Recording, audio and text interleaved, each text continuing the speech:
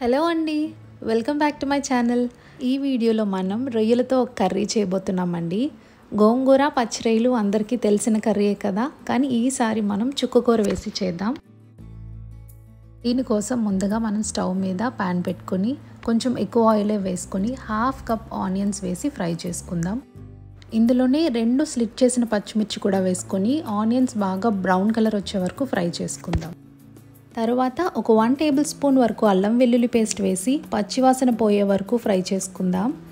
ఇందులోనే పచ్చిరొయ్యలు కూడా యాడ్ చేసుకొని ఒక్కసారి మిక్స్ చేసి కొంచెం పసుపు, తగినంత ఉప్పు వేసి 2 నిమిషాలు ఫ్రై చేసుకుందాం. ఈ కర్రీకి ఆనియన్స్ ఎక్కువ వేసుకోకండి, మనం చుక్కకూర వేస్తాం కదా, దాంతోనే గ్రేవీ వస్తుంది.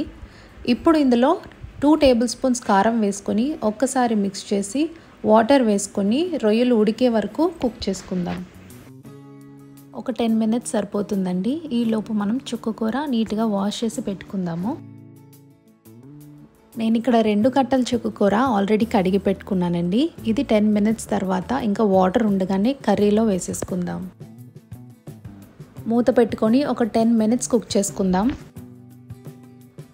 ఒక 10 మినిట్స్ తర్వాత చూసారు కదా, చుక్కకూర అంతా కూడా మెత్తబడి కర్రీ దగ్గరకు అవుతుందండి. దించే ముందు ఒక 1/2 టీ స్పూన్ గరం మసాలా వేసి దించేసుకుందాం. మీరు కూడా ఒకసారి కర్రీ ట్రై చేసి ఎలా వచ్చిందో నాతో షేర్ చేసుకోండి.